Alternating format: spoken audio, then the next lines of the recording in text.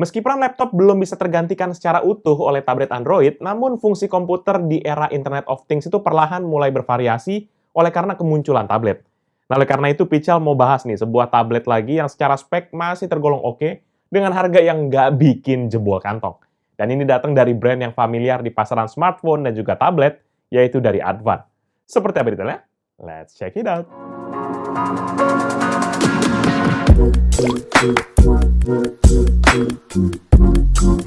Halo guys, balik lagi bersama Pichal, dan kali ini kita akan bahas sebuah tablet dari Advan, yaitu Advan VX Tab Lite. Secara spesifikasi, tablet ini memiliki spesifikasi sebagai berikut.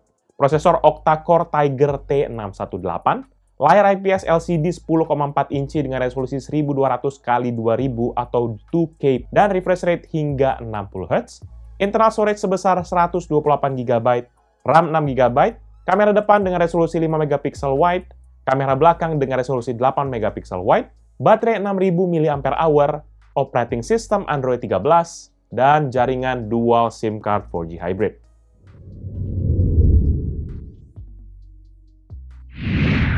Mulai dari packaging, tab ini hadir dengan dua warna dominan, yaitu warna hitam dan juga putih di sisi belakangnya. Secara penampilan pun, ini kotaknya tergolong cukup rame. Bisa dilihat pada sisi depannya terdapat logo Advan di pojok kiri atas, yang bersanding dengan teks besar VX Tab Lite di bagian tengah.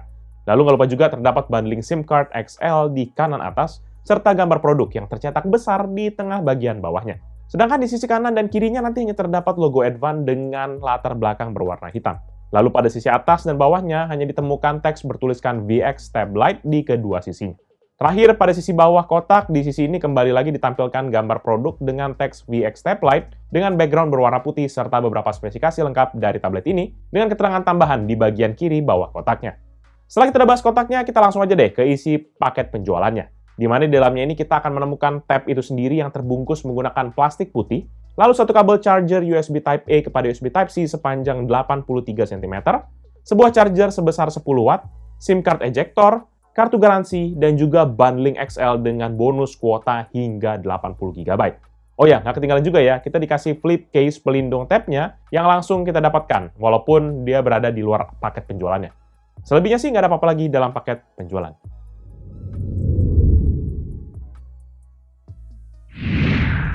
Lanjut ke bagian desain, secara tampilan tab ini bisa dibilang minimalis dengan mengedepankan sisi elegan dari produknya ini. Memang tren desain tab begini ataupun HP kayaknya udah seperti yang Pichal bilang ya, udah kebanyakan desain yang terlalu simpel lah. Dan juga bisa jadi agak membosankan sih menurut Pichal. Dan secara bentuk pun ini ngotak dengan ukuran 24,6 x 16 cm dan ketebalan 0,9 cm serta bobot 463 gram. Dan untuk desainnya sendiri dan juga dimensi, ukuran segini sih Pichal nggak nyangka ya kalau tablet ini bisa dibilang lumayan berat gitu. Kelihatannya kan kayak ringan, apalagi Advan pasti murah gitu kan. Padahal dilihat dari materialnya ini menggunakan bahan plastik dan juga desainnya juga tergolong tipis. Jadi Pichal sempat berpikir kalau tabnya ini bakalan ringan kalau kita genggam. Pas dipegang, berat juga gitu. Lebih lanjut, karena desain yang simple, maka penampakan dari sisi depannya pun juga standar aja, di mana hanya ada layar dan juga kamera depan di bagian atasnya. Ini nggak ada juga logo-logo Advan di bagian depan, which is bagus lah, nggak terlalu norak gitu. Begitupun di sisi belakangnya hanya terdapat logo Advan di tengah-tengahnya, disusul dengan keterangan tambahan serta kamera depan di pojok kanan atas, yang sayangnya tidak dilengkapi dengan LED flash. Kalau buat Pichal melihat sepintas kameranya jadi agak ragu dengan fitur di kameranya, tapi itu nanti deh kita bahas di bagian multimedia. Selanjutnya kita lihat di sisi sekeliling dari tabnya, di mana untuk sisi kiri ada dua tombol, yaitu tombol power dan juga tombol volume, serta lubang speaker di bagian bawahnya.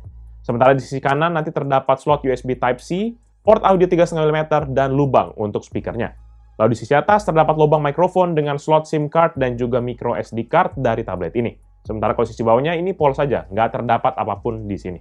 Nah, kalau secara keseluruhan sih desainnya ini oke menurut Pichal. Cuma warna abu-abu metalik gini kayaknya kurang cocok aja ya untuk kesan elegan yang diharapkan. Coba kalau kayak dia punya varian warna lain, mungkin lebih demokratis kali ya. Lebih cocok aja gitu. Dan juga kayaknya kalau ngeliat bentuknya begini, maka ini ditargetkan buat kita penggunaannya lebih ke arah landscape dibandingkan dengan portrait.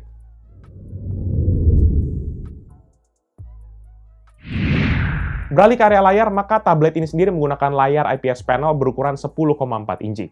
Layar ini memiliki resolusi 2K atau 1200x2000 pixel dengan aspek rasio 5:3, serta refresh rate di 60 Hz. Untuk refresh rate-nya memang ini kecil ya, apalagi untuk device saat ini rata-rata minimum udah 90 lah. Namun pergerakannya ini masih tergolong halus lah. Setidaknya sudah bisa memenuhi untuk kebutuhan harian, macam scrolling-scrolling medsos gitu. Lagian juga kan kalau pakai refresh rate tinggi bakal bikin baterainya jadi lebih boros, dan tentunya ada harga yang harus dibayar. Ya, kalau harganya mahal, siapa yang protes? Kita juga. Ya. Baca. Sementara kalau ditanya bagaimana soal kualitas layarnya, jujurly nothing special. Terlepas resolusi yang tinggi di 2K, tapi Pixel ngerasa masih kurang aja dari sisi kontras dan juga warna di tablet ini. Ditambah kecerahan layar yang terasa kurang, sehingga waktu dipakai di luar ruangan gitu, apalagi di bawah terik matahari, kayak kurang terlihat jelas gitu layarnya. Ya wajar sih, memang namanya juga tablet budget, jadi nggak usah ngarap-ngarap terlalu tinggi. Apalagi ngarepin HDR, Dolby Atmos, Vision, apa. Terlepas dari spesifikasi layarnya, secara tampilan layar ini pun juga memiliki bezel yang tipis. Walaupun pada saat kondisi nyala, ini terdapat black bar hitam yang mengelilingi tab ini, ya, sebesar 0,8 cm di setiap sisi di layarnya. Sangat disayangkan sih ada black bar yang tebal begini, sehingga makan banyak ruang layarnya. Jadi kayak percuma aja, bezelnya tipis, tapi black barnya juga tebal-tebal juga. Oh ya, nggak lupa juga ini layarnya sudah mendapatkan akan screen protector yang langsung ditempel di layarnya, sehingga meminimalisir lah buat layarnya nggak gampang ngegores, dan yang paling penting, kita nggak perlu repot-repot cari screen protector, ya kan? Siapa sih yang kayak kita? Satu jenis, satu server.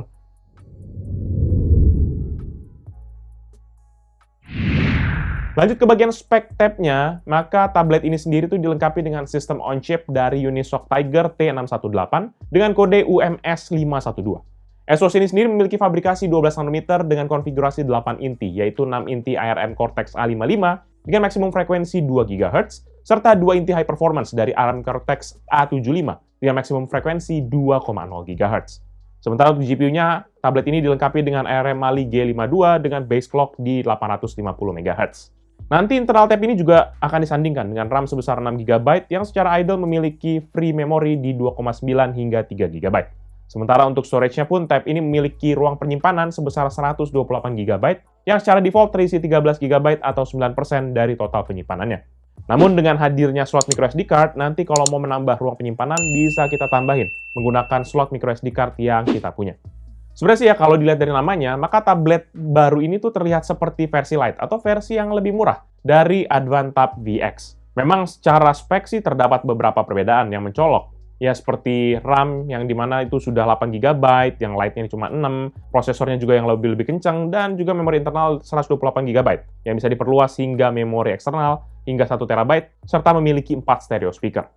Ya balik lagi, tergantung teman-teman sekalian. Kalau punya budget lebih ya mending beli yang versi utamanya, kalau enggak, ya udah kita stay di sini, nonton yang Lite, ya kan? Karena lebih murah. Lebih lanjut untuk operating systemnya sendiri, tab ini sudah dilengkapi dengan operating system terbaru yaitu Android 13 dengan codename Tiramisu, yang dilengkapi dengan kernel version 5.4.210, di mana ini merupakan versi Android terbaru pada saat video ini bisa buat. Tapi kalau untuk kedepannya kita nggak tahu ya, jadi harap cemas gitu, finger cross aja diupdate atau enggak, udah. Nah setelah kita udah bahas spesifikasinya, maka kurang lengkap ya, bagaikan nasi tanpa garam. Kita harus nguji gimana kemampuan tablet ini. Dengan begitu, kita akan menjalani serangkaian aplikasi benchmark agar ketahuan gimana performa di tablet ini. Pertama dengan Geekbench 6, dan hasilnya tablet ini mendapatkan skor 478 untuk single core dan 1664 untuk multicore. Sebagai perbandingan, berikutnya adalah komparasi dengan beberapa device lainnya.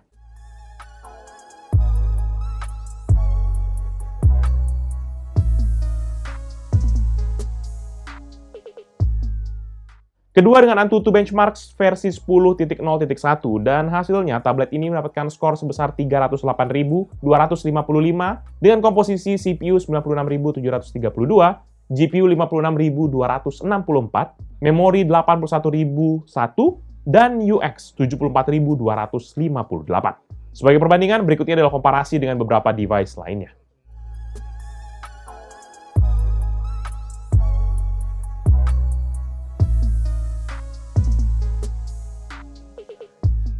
Ketiga, mempergunakan aplikasi PCMark dengan pengetesan Work 3.0 Performance, dan hasilnya, tablet ini mendapatkan skor sebesar 7.614 poin.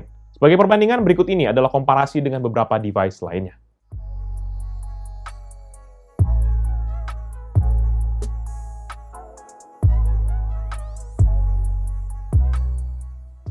Habis benchmark, maka kita lanjut tes berbagai game di tablet ini. Game yang pertama dimulai dari Genshin Impact, dan hasilnya game ini masih bisa dijalankan walaupun terkadang masih ada lag yang kita temukan pada saat sesi fighting. Pada saat sebelum bermain, kita mau lihat juga settingan bagian grafiknya. Maka secara setting default, quality ini berada di lowest, yang menyebabkan tampilan memang menjadi terlihat kurang enak dipandang. Tapi setidaknya secara overall sih, game ini masih bisa jalan lah di tablet ini. Cuma harus banyakkan sabarnya.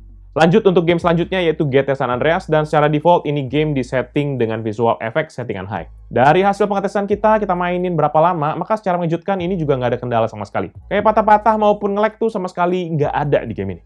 Ya, seperti biasa, Pichel kan udah seuzon dulu gitu. Kalau main game ini pasti butuh settingan terendah. Ternyata dicoba settingan default aja tuh lancar jaya, ya guys. Goks! Dan untuk game PUBG Battleground, tablet ini bisa menjalankan game ini dengan lancar dan aman tanpa ada lag di settingan HD ataupun di frame rate high. Pichel coba perang di tempat yang rame juga nggak ada masalah sama sekali. Jadi menurut Pichel dengan settingan begini kita nggak perlu khawatir bakalan lag ataupun delay juga waktu nembak musuh. Karena sudah Pichel tes dan aman sentosa. Jadi kalau kita nggak menang, nggak dapet chicken dinner, salahnya bukan di tablet. Ingat, bukan di tablet. Kemudian di game terakhir yaitu Mobile Legends, dan hasil pengetesan game ini tuh berhasil dijalankan dengan beberapa pengaturan seperti grafik yang smooth, serta HD mode jelas harus kita matiin. Sebenarnya secara menyeluruh game ini berjalan dengan lancar sih, cuma yang sering jadi kendala buat Pichel tuh pada saat kita lagi banyak orang yang war gitu, beberapa kali tuh lag sampai bener-bener patah-patah.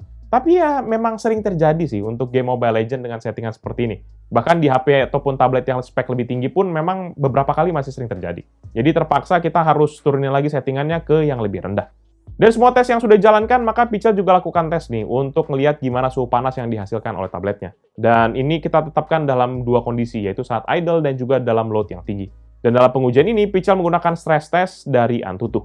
Pertama, dalam keadaan idle, maka suhu panas tablet ini berada di rata-rata 34,3 derajat, dengan titik maksimum 36,1 dan di area bawah handphone, serta terendah di 33,1 derajat Celcius. Sementara di bagian belakang, titik panasnya berada di area tengah bodi tablet ini, di mana di sini rata-ratanya 34,1 derajat, dengan titik tertinggi 34,8 dan terendah di 33,3 derajat Celcius.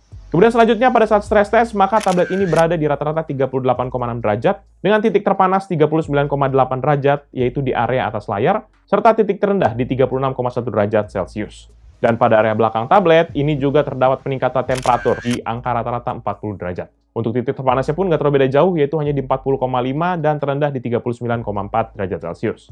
Kalau dilihat dari pengetesan, maka titik terpanas di sisi tabletnya ini tuh naik dari 36,1 ke 39,8, atau deltanya 3,7 derajat. Sementara di sisi belakang, tabletnya juga naik nih titik terpanasnya, dari 34,8 ke 40,5 derajat Celcius, atau delta 5,7 derajat. To be honest sih, Pichel ngerasa agak kepanasan ya, karena 40 derajat itu lumayan loh, apalagi kalau buat kita yang main dengan tempo yang lama gitu, ini berasa panas di tangan. Melihat performa keseluruhan, maka tab ini punya kemampuan yang sesuai lah di level harganya. Mau buat dipakai browsing, ngetik, tugas, sampai main game pun juga masih oke sebenarnya untuk tablet ini. Jadi kalau teman-teman nyari tablet murah tapi spek memadai, nah ini bisa cocok nih buat kita. Apalagi contohnya kita mau beliin tablet buat anak, buat sekedar nonton YouTube, ataupun buat mereka nge-zoom gitu ya. Tablet yang cocok sih.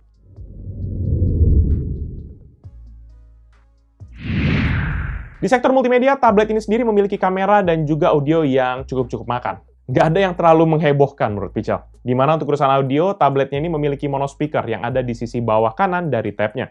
Hanya saja penempatan speakernya ini tuh kurang tepat menurut Pichel. Kenapa begitu? Ya karena kalau tabletnya dipakai main game dalam posisi landscape tanpa menggunakan headset ataupun earphone gitu ya, maka suara yang keluar dari speakernya itu akan tertutup oleh tangan kita. Jadi pasti akan mendem gitu suara yang keluar. Ditambah juga kualitas speakernya yang B aja, seperti ini gitu ya. Kalau dipaksa di full maksimum, malahan jadi kayak pecah gitu suaranya.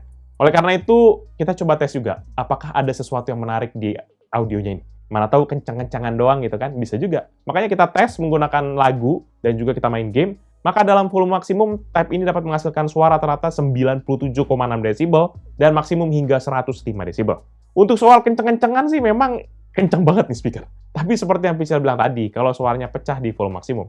Jadi, ya sama aja bohong gitu. Rusak juga suaranya gitu kan. Buat yang penasaran ini deh, berikut ini adalah contoh suara dari Tab Advanced VX Tab Lite. Check this out.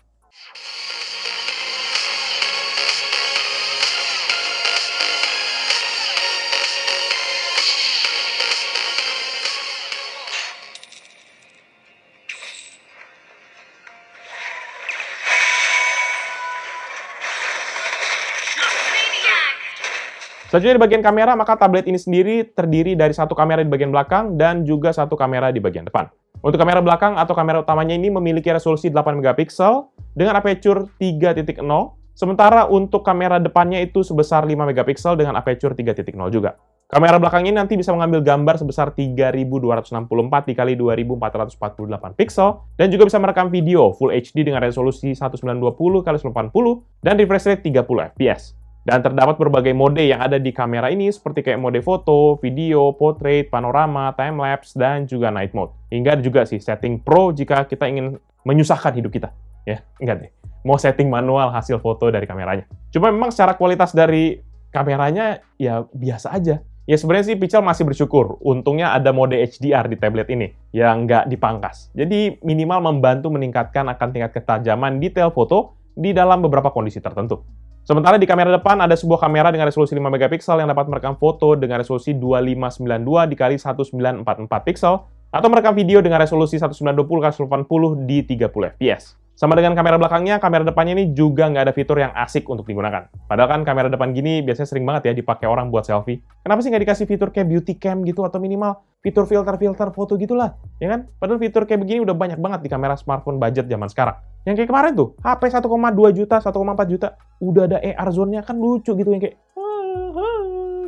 Dan untuk kualitasnya pun juga biasa aja. Balance color-nya kurang, warnanya kayak kurang keluar, dan kalau berada di tempat yang minim cahaya pun, ini noise-nya berasa banget. Jadi kayak berasa di kandang semut gitu. Banyak banget. Oleh karena itu, kalau teman-teman yang suka selfie dan pakai tab ini, mau nggak mau ya tempat terang harus jadi jawabannya. Ataupun di outdoor gitu ya. Ya udah deh, buat yang penasaran, berikut ini deh beberapa contoh foto dan juga video dari kamera Advan VX Tab Lite. Check this out.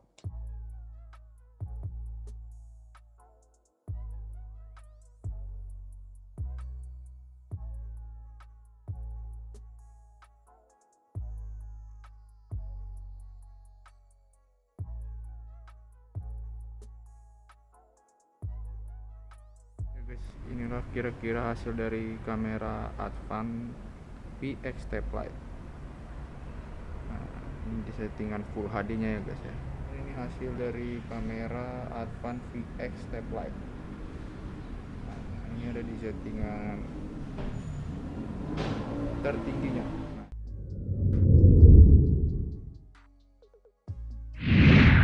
Di bagian baterai, tab ini sendiri dilengkapi dengan baterai internal sebesar 6000 mAh yang menggunakan bahan lithium polymer. Dan baterainya sendiri sebenarnya diklaim bisa bertahan sekitar 8 jam buat browsing ataupun buat nonton video. Dan hasilnya waktu kita tes dengan PC Mark for Android, maka saat menjalankan Work 3.0, yaitu sebagai simulasi pemakaian harian, dengan brightness 50%, maka tab ini bisa bertahan selama 9 jam 36 menit dari 100 hingga 10% baterainya. Di sini Pichel acungi jempol. Boleh juga nih performa baterainya bisa sampai tahan selama ini. Goks! Dan nanti kalau baterainya dalam keadaan low, kita bisa mengisinya dengan charger bawaan dengan kapasitas daya 5 volt dengan 2 ampere atau total daya 10 watt. Lagi-lagi Pichel harus menyayangkan, ini dayanya cuma 10 watt. Pichel ngarapnya sih minimal harusnya 15 atau nggak 20 lah. Kalau tablet itu ekspektasi kita harusnya lebih gede. Ya, kayak tablet-tablet zaman now lah. Kalau begini kan sama aja dong kualitas charger sama HP yang Itel kemarin yang Pichel bahas. Dan dengan tingkat daya yang cukup rendah seperti ini, tentu berpengaruh juga buat kemampuan chargingnya. Karena waktu kita isi dari 12% hingga ke 100%, baterai ini membutuhkan waktu 3 jam 41 menit. Secara durasi ini tergolong lama. Tapi mau gimana lagi, dengan kapasitas hanya 10 watt, kita nggak bisa berharap banyak. Dan kita tes juga dengan yang lain, sama aja. More or less di 3 jam juga.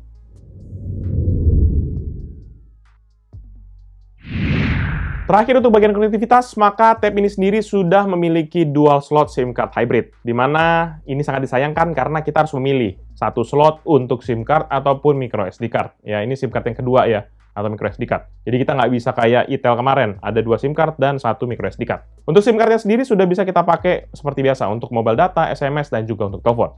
Namun bukan cuma itu aja, karena tab ini juga dilengkapi dengan fitur Wi-Fi yang support Wi-Fi 5 atau 802.11ac, yang support akan dual frekuensi, yaitu 2,4 serta 5 GHz. Dan ditambah juga untuk urusan data transfer pun sudah ada Bluetooth versi 5.0 dengan nama Bluetooth Advan Tab VX Lite. Serta USB on the go yang bisa kita pasangkan juga dengan keyboard, mouse, ataupun flash disk dengan perantara USB hub. Ini menurut Pichel fitur yang cakep banget. Jadi banyak opsi buat komputasi ringan sehari-hari. Ya, mau kita install Office yang versi Android, lumayan loh. Minimal ngebantu lah. Overall, menurut data pribadi Pichel, Advan VX Tab Lite adalah sebuah tablet budget yang punya segmentasi buat para pelajar ataupun pekerja mobile, Ataupun buat kita yang memang cuma buat sekedar tablet buat having fun tapi nggak mau keluar uang banyak. Dimana tablet ini sendiri menjadi opsi kalau kita lagi males bawa laptop untuk dipakai kerja harian. Yang menjadi hal menarik sebenarnya menurut Pical adalah harganya. Karena tab ini tuh dibanderol dengan harga 1,9 juta aja, yang teman-teman bisa temukan di marketplace favorit teman-teman sekalian. Harga yang jelas terjangkau banget, reasonable banget dengan segala keunggulan yang ditawarkan oleh tab ini. Namun dengan harga terjangkau seperti itu, ya bukan rahasia umum lagi lah kalau ada spesifikasi dan juga fitur yang lagi-lagi harus kita korbankan. Terlepas dari itu, Pical rasa ini untuk penggunaan harian ataupun buat nyoba buat punya tablet sih ya oke lah. Bahkan Pical juga kadang-kadang pakai buat nulis skrip, video kalau lagi males buka laptop. Dan sejauh ini nggak masalah, aman-aman aja sih, nggak ada masalah. Dan nanti kalau ada teman-teman yang berminat dengan tab ini atau mau cek produknya, bisa cek di description yang Pical akan tulis di bawah ini. Jangan lupa juga untuk like dan share video ini, plus kunjungi juga sosial media dari kita seperti Facebook, Twitter, Instagram, TikTok, Hello, dan website kita, yaitu picalmediagroup.com.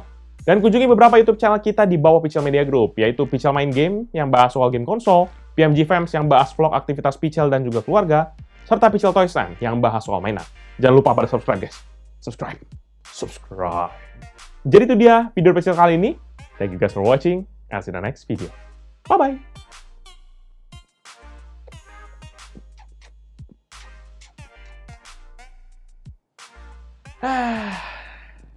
Tablet murah meriah, 1 jutaan, bungkus. Kayaknya lagi happening kita bahas 1 jutaan nih.